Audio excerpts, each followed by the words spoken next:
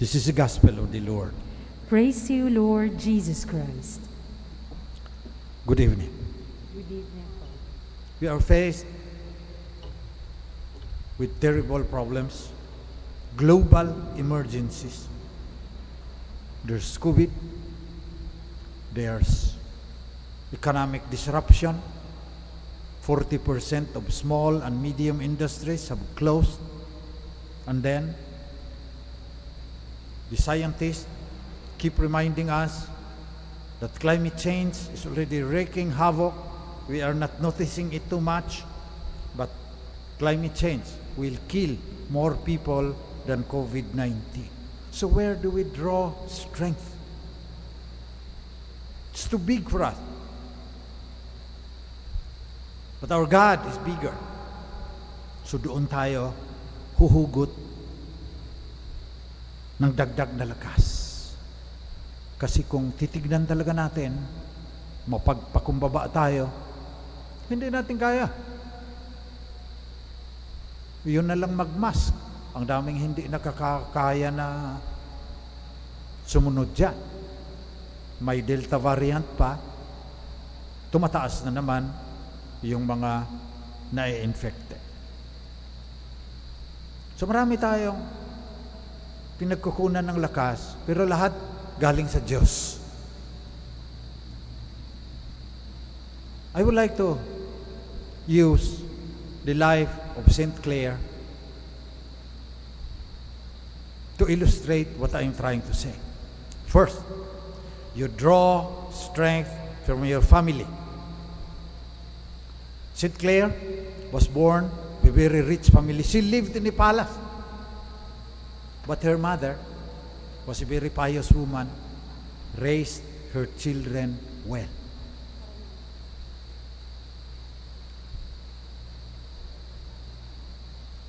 One of the saddest words I ever heard is this: some of the loneliest people in the world are married to each other.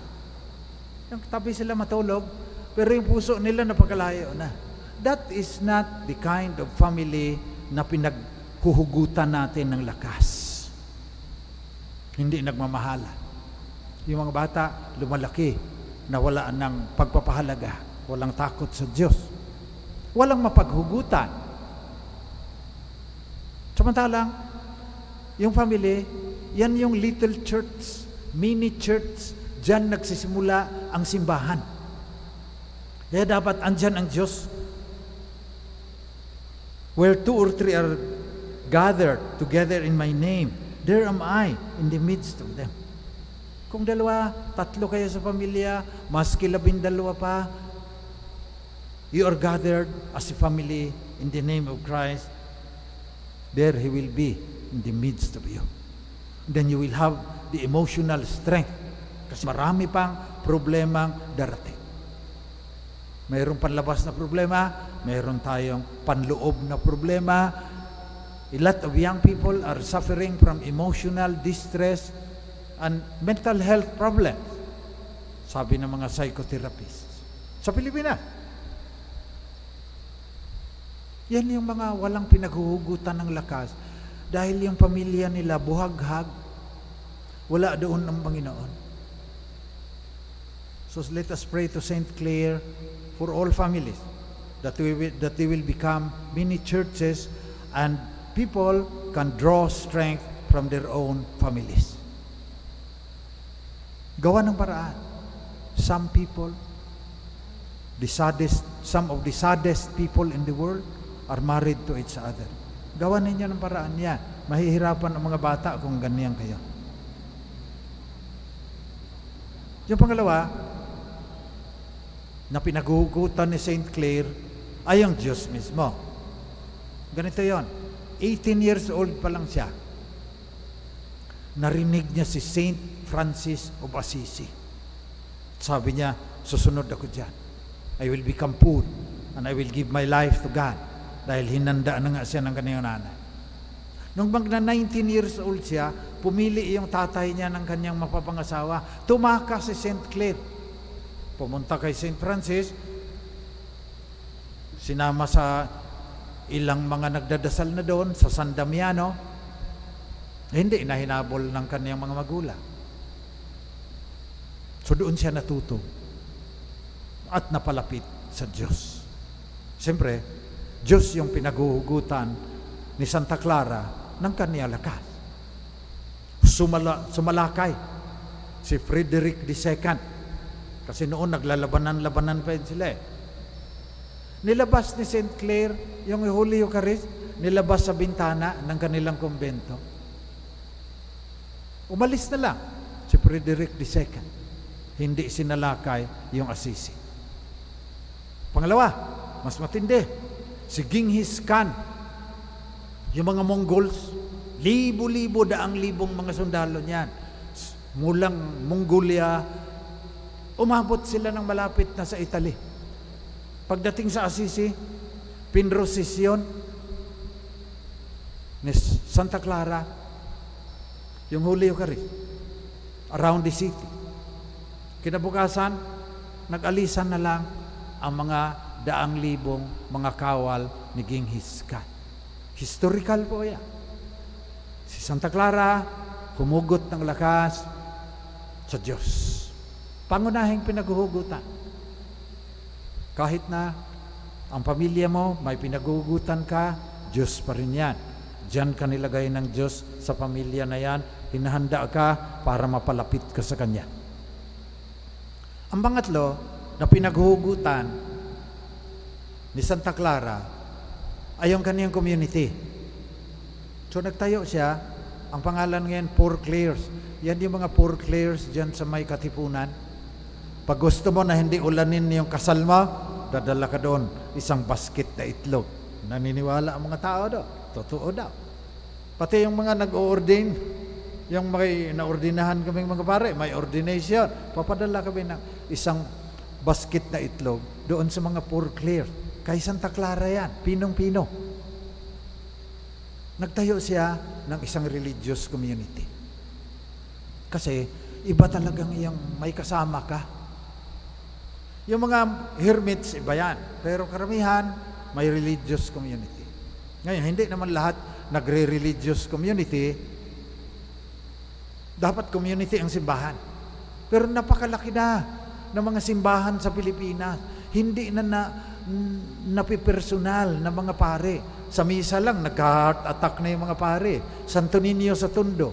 Noong andun pa ako sa Smoky Mountain, 200,000 ang nasa parokyan yan. Ilan ang pare? 4. Ilan ang misa? Minsan pagpista, 24 hours. Sunod-sunod yan, bawat oras. Hindi na napangalagaan. So anong ginagawa ng simbahan? Inoorganisa ang mga basic Christian communities o kaya may mga religious organization sa parokya. Halimbawa, yung mga lectors, sila lang dalawa ang narito. Ang laki-laki ng simbahan, 2 lector lang narito. May community yan sila. Sinisigurado niyan na walang ma-infected sa kanila. Dito sa shrine, yung mga Eucharistic ministers, parang fraternity na rin yan. Pag may birthday, sila ang andun. Pag namatayan, sila nakikiramay. Kagaya ng SSDM, yung Social Service and Development Ministry, simula pa nung mag-lockdown, itong Shrine of the Risen of Jesus the Divine Word, nag-community pantry. Kanina lang, ang dami na namang nabigyan. Barkada din yan sila. Kaya kahit mga senior citizens na yan, pumupunta yan doon sa mga mahirap nang wala pang lockdown. Pero ang marami talaga ay yung mga charismatic groups.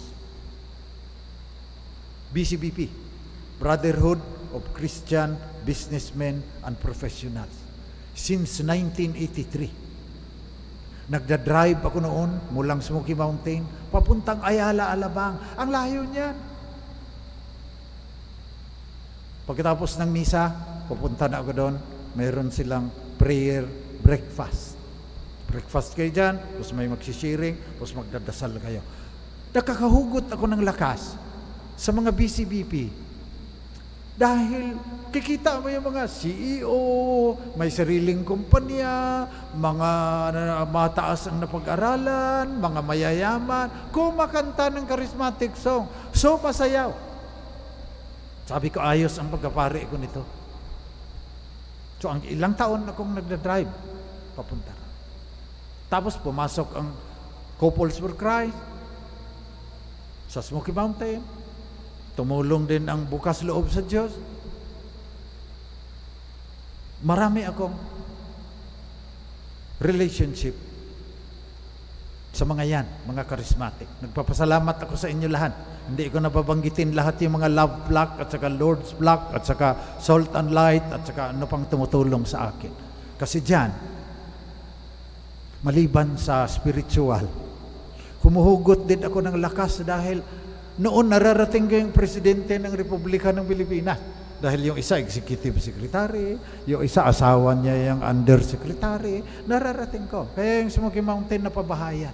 Sa dasal nila yan, sa scholarship na binibigay sa mga bata, hindi na natin tatang. You have to have community so that your strength will be double. Gusto mong mabilis, sabi ng mga Afrika, mag-isa kang maglakad. Gusto mong malayo ang marating, magsama ka ng barkada mo. So yan ang ipagdasal natin ngayon. Pagdasal natin through the intercession of St. Clare, all the families, that they will be able to teach their kids how to draw strength from the grace of the Almighty. Let us pray also for ourselves, that alone we will be able to face God and ask Him for the strength to go on, especially when we are burdened with personal and family problems. Let us also pray for all the religious organizations in the Catholic Church, especially in the Philippines. Kayo yung nagbuklod sa simbahan. Kasi pag wala ng sense of belonging, pumupunta sa ibang mga sekta yan. Samantalang, pag may missionary families for Christ, maalagaan ka niya. Lagi kayong nagpe-prayer meeting niya. May mapupuntahan ka. Hihingi ka ng tulong. Meron. So yun ang ating pagdasal through the intercession of St. Clare, nasa dami ng mga problemang hinaharap natin ngayon, may mapaghugutan tayo ng lakas para magpatuloy at matupad ang kalooban ng Panginoong ating Diyos.